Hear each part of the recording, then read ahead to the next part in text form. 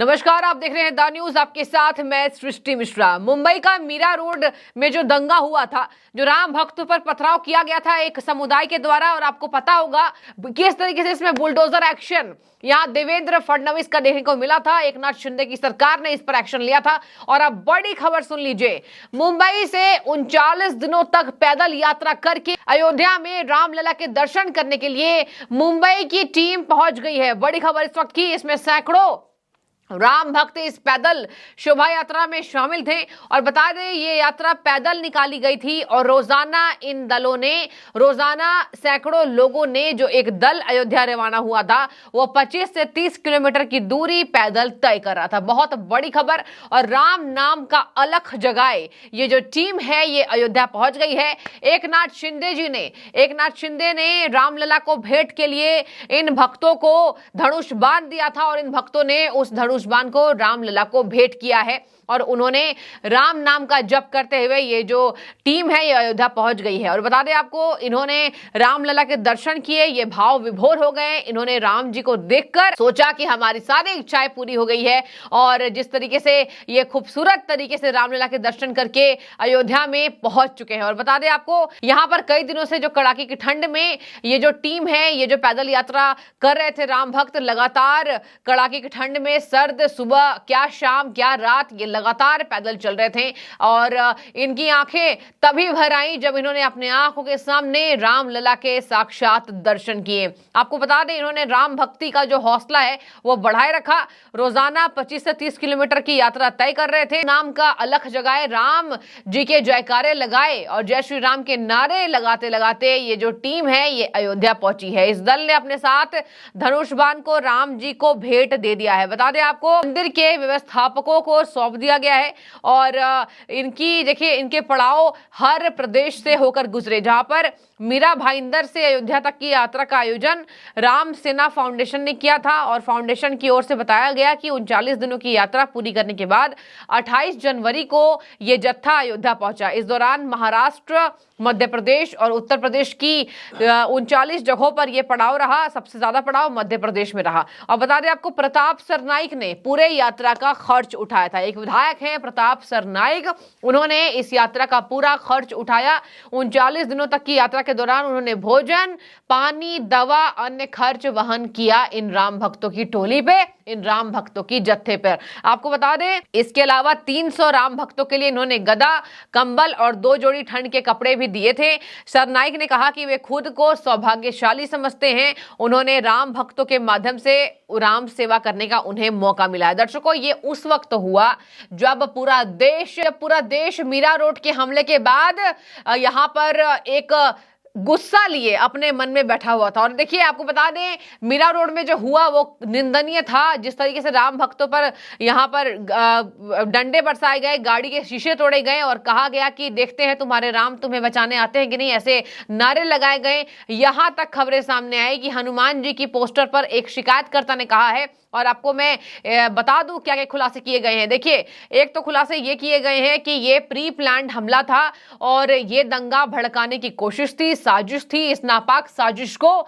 एकनाथ शिंदे और देवेंद्र फडणवीस ने मिलकर इसको धराशायी कर दिया। और बता दें, 26 लोगों की गिरफ्तारी मीरा रोड हमले में हो गई है, जहां पर 12 पुलिस केस इन आरोपियों के ऊपर दर्ज किए जा चुके हैं। यहां तक कि शिकायतकर्ता ने अपने शिकायत पत्र में लिखा कि बच्चे, बुजुर्ग, महिलाओं को भी इन्होंने नहीं छोड़ा। 50 से 60 अचानक से जो युवक थे वो लाठी और डंडे और सरिया लेकर आ गए और अचानक से मारपीट करने लगे। गाड़ी के शीशे तोड़े गए। राम भक्त जब जयकारे लगा रहे थे तो एक अल्पसंख्यक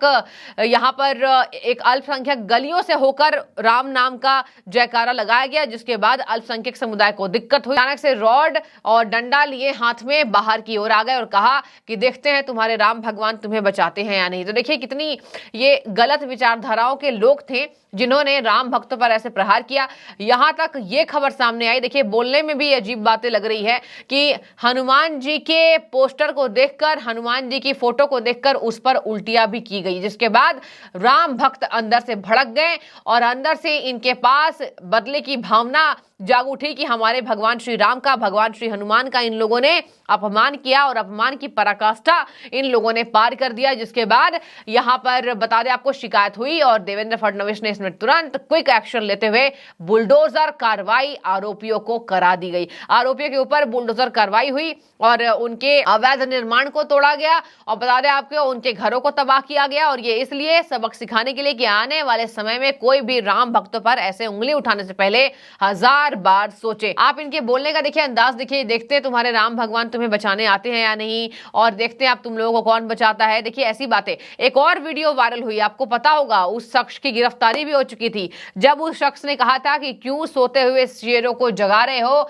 मुसलमानों को क्यों आप उंगली कर रहे हो, ऐसी बातें वो शख्स कहता नजर भी आ रहा था। क्यों भड़का रहे हो, हम क्या जाते हैं तुम्हें भड़काने के लिए, अगर ये यूपी नहीं है, ये तुम्हारे बाप का नहीं है, ये तक बातें उसने कही कि ये यूपी नहीं है, यहां पर ये मुंबई है और यहां पर खुले सांडों की ये जगह है। ये सोचिए, ये वर्ड देखिए आप, खुले सांडों की जगह है, ये यूपी नहीं है, ये तुम्हारे बाप का नहीं है, योगी जी यहाँ नहीं है। तो देखिए योगी जी का मॉडल तो हर जगह प्रचलित है और योगी जी के मॉडल को तो पूरे प्रदेश अपनाना चाहती है, जहां से यूपी का जो मॉडल है वो सर्वश्रेष्ठ हमेशा माना जाता रहा है। योगी जी के आने के बाद कानून व्यवस्था दुरुस्त हुई और ऐसे लोगों के ऊपर कार्रवाई हो चुकी है। बीते सालों में ही कार्रवाई हुई कि अब आप देखते होंगे ऐसे मामले यूपी से सामने नहीं आते हैं। और यही वजह है, बता दें आपको, जांच में पाया गया कि यह प्री प्लान्ड साजिश थी, हमला था। 2 समुदायों के करीब 28 लोगों को गिरफ्तार किया जा चुका है और पुलिस ने नयानगर में किसी तरह की रैली आदि करने पर अभी फिलहाल रोक लगाई थी और ये हिंसा भड़की थी। और इसी के मद्देनजर अयोध्या पहुंच गई ये राम दल ही कहा जाएगा। ये राम भक्त के, बता दें आपको, ये राम भक्त हैं और इन्होंने राम जी के जयकारे लगाते हुए ये पैदल यात्रा करके वहां तक गए। और बता दें आपको, यहां पर जिस तरीके से अब मामले दर्ज हुए उसके बाद मामला शांत हुआ, इलाके में अब स्थिति शांतिपूर्ण और नियंत्रण में है।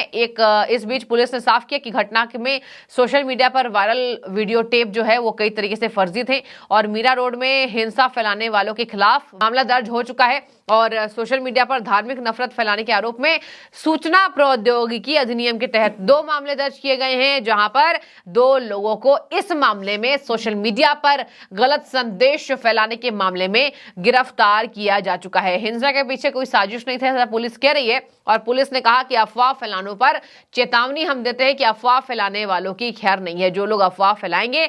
और कहा है पुलिस ने कि इन सब बातों पर आप सभी यकीन ना करें। तो देखिए, जनता को पुलिस ने अच्छा संदेश दिया। सोशल मीडिया से सारे भड़काऊ पोस्ट हटा दिए गए।